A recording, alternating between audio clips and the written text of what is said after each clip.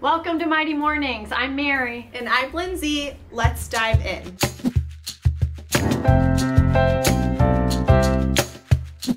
Hi everyone, it's Mary with Mighty Help and welcome to my pantry. It's a little tiny place in my house, but big things happen in here because this is my wheelhouse of all the beginnings of what I cook and what I eat. Nutrition is so important, and it starts with what you buy at the store and then bring and have ready for you when you go to cook those meals. So I have my cohort, my partner in crime, Lindsay, here with me, who's a wonderful Mighty Health health coach to help break down my pantry and probably pantry shame me a little bit, right, Linz? No, not at all. I'm very excited to see what you have to show us, though, and I'm excited to talk a little bit about what's in there. There's nothing in your pantry that isn't in anyone else's pantry, I guarantee you. Okay. Well, there may be a few things hidden. I'm gonna just be full, transparent here. But I actually try to keep an organized pantry. I'm always on the go, so I need things separated, like what time of day I might be using those, snacks or breakfast type items or things I might be cooking with, more like thinking evening or dinner meals. So I would love to share everything, and I guess I could start at the stuff I use the most. I might just start up here in this front and center, because when I get up in the morning, I love to have either rolled oats, steel cut oats, and I love to top it with some dried fruit. I have apricots, I have some cranberries here too. What do you think, Linz? How am I doing so far? So far, so good. I love how you organize your kitchen by time, or your pantry by time of day. That's so smart, and have everything kind of together. I feel like that just probably makes your mornings go by super, or sort of quick, right? Yeah, it definitely helps. Awesome. Yeah, no, I think having the things like the steel cut oats, really good complex carb to start your day with. And then also the added dried fruit is great. Of course, as long as that dried fruit is just dried fruit, right? And no added sugars or anything like that. Yeah, you had mentioned that. I started, I'm always reading these labels, thanks to you. And this one is a nothing but apricots. So love it. No added sugar. Are you proud of me? Yes, I'm so proud of you. That's a great choice. Look at you. Yeah. And it helps me to do that more when I actually go to the store. Look on the back, see what number of ingredient is sugar, or more importantly, is it a one ingredient item, right? That's like your slam dunk, right? So I have some peanut butter, and then I have some almond butters. I have a raw almond butter and another one made, this Barney's almond butter, crunchy. I love the crunchy, but guess what? I gotta tell you, the ingredients on this, almonds, a second ingredient, cane sugar, and then we go to palm oil and sea salt. So not as good, but this one ingredient, raw organic almonds. Another really good thing to look at, is what are in your nut butters and your peanut butters? Is it a bunch of oils and sugar, or is it just truly the nut that you're getting? But at the same time too, you gotta have balance, right? So with that one, with a little bit of sugar, as long as you're not using a lot, it's okay. I'm making it go a long way, but this is clearly the winner. And then I have some Justin's peanut butter too. And then we get down to the canned goods. This is more things that I'll use to cook with during the day. For lunch, I love to have some canned fish. I usually get the albacore tuna in water. I know it also comes in oil. I don't know how you feel about that, but I'd love to know. Yeah, I mean, in water is going to be just better calorically. In oil, I mean, as long as it's a good oil like olive oil or avocado oil, you're going to get good healthy fats from that as well. So, I don't think that one is really necessarily better than the other. It just kind of depends on what you're looking for. But I think, sticking to making sure that oil is a good oil, whatever it's in. I love a good, tuna is so fresh and so easy to use.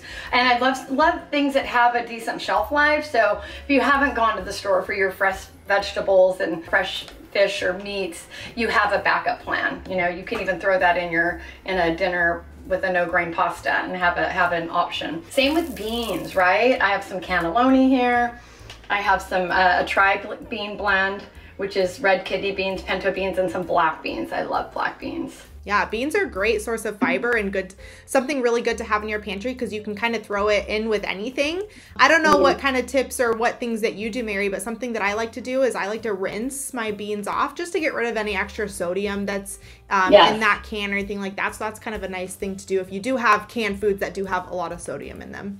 And then I always have on hand canned peeled tomatoes, whole tomatoes, and always tomato paste, because you can always make a great pasta sauce, or, you know, make a homemade chili pretty easily if you have that, along with some beans.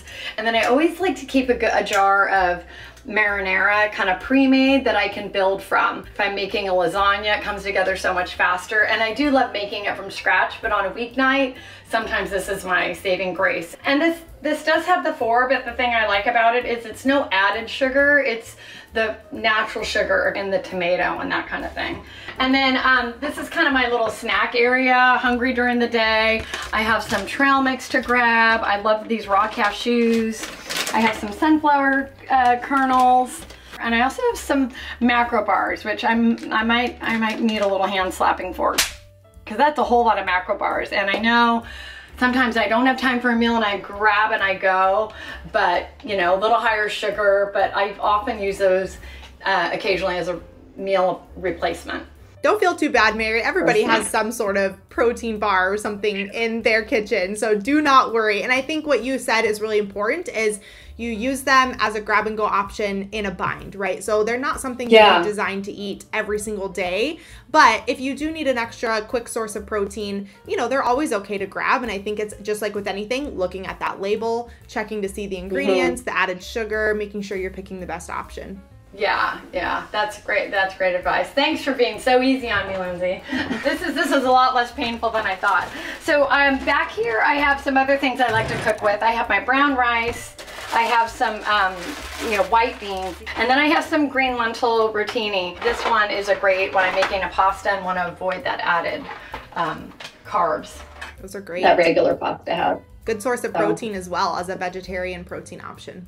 Yes. And then I'm always needing chicken broth. I use it in some of my salad dressings, when I'm making a chili, a pasta sauce. And then moving up, I have a couple other snacks that you might want to talk about.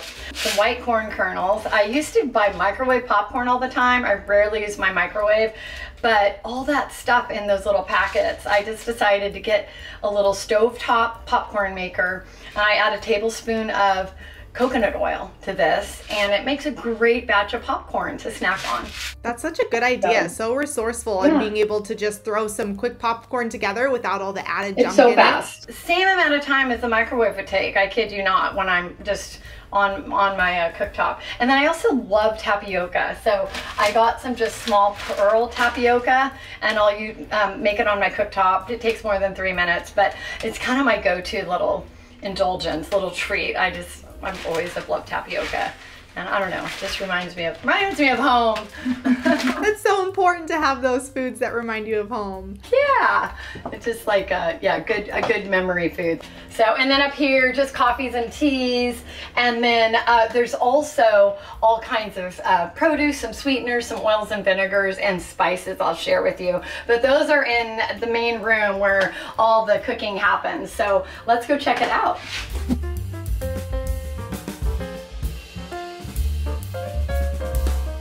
Okay, Mighty Family, I'm in my kitchen now, and I have some things strategically placed here because I use them all the time when I'm at my cooktop and making meals. So one is spices, and then the other is oils and vinegars. So let me share with you how I do this. I always choose the closest drawer to my cooking vessel, my oven here.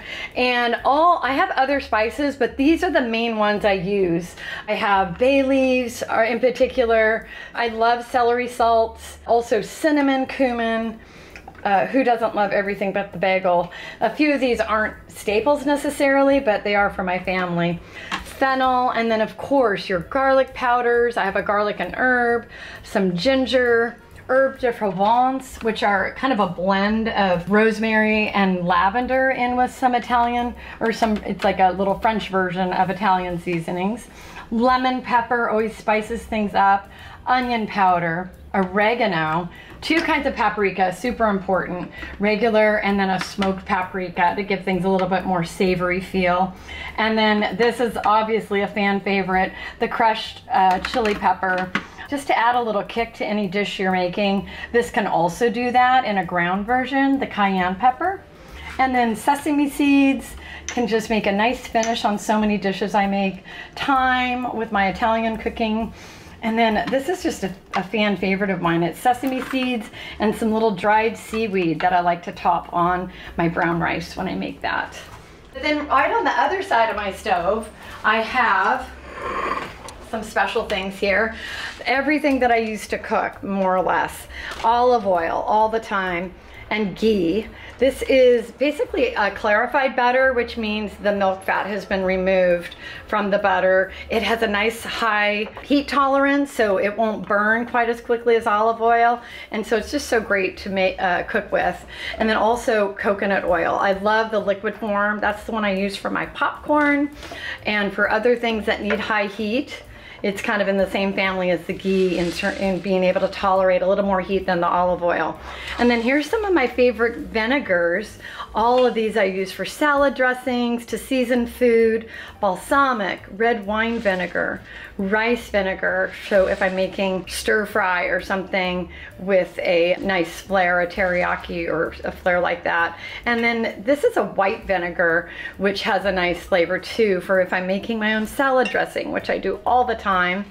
And then the classic kitchen staple, and Lindsay, you might be able to share a lot of the health benefits here, the apple cider vinegar. Definitely, yeah, there's lots of benefits to apple cider vinegar, and in terms of, inflammation, and also just, making your own dressings, kind of like you said, we know how filled with junk dressings are, so it's a great dressing base. And I also would love to give you a compliment that I love that you're having a lot of non-seed oils, so olive oil, avocado oil, coconut oil, avoiding a lot of those seed oils that are very processed and have a lot of those inflammatory omega-6 properties. So great job on that. I'm loving that. Well, I learned that over the years from great people like you at Mighty Health about I didn't realize about the seed oils, so I've do this and maybe some avocado oil. And then I have some honey, and then I also use maple syrup as a sweetener. This was out, of course, in my refrigerator. Refrigerate that one after opening. But these are things that I use if, I need to sweeten baking dish sometimes. That's great. Also good on top of like oatmeal and stuff like that, like going back to your breakfast suggestions. Yeah, going back to my little breakfast area. Yeah, that's right. And then salt and pepper. Who can leave out salt and pepper? No one. There you have that. And then I pulled a few things from my fridge that I always have on hand. One I could have put with the oils, but some just good butter, and then some cheeses that I like to snack on. I sometimes have these just little packets of cheddar, or I'll cut up one. I have some Parmesan, some aged Irish cheddar. I love a good feta, some more parm. And then this is a whole milk mozzarella that I'll use in like lasagna or a baked pasta dish, maybe if I'm making that.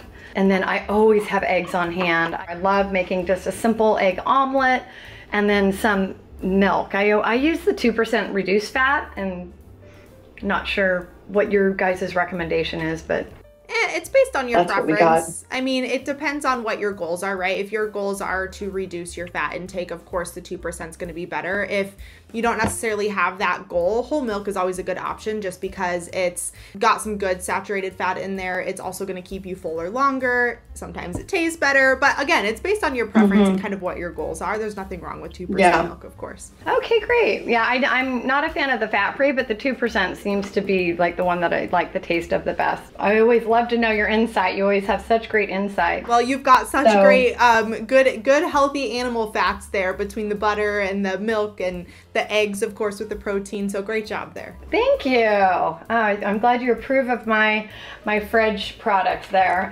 I'm moving in so I can get a good intake on like the food in the pantry.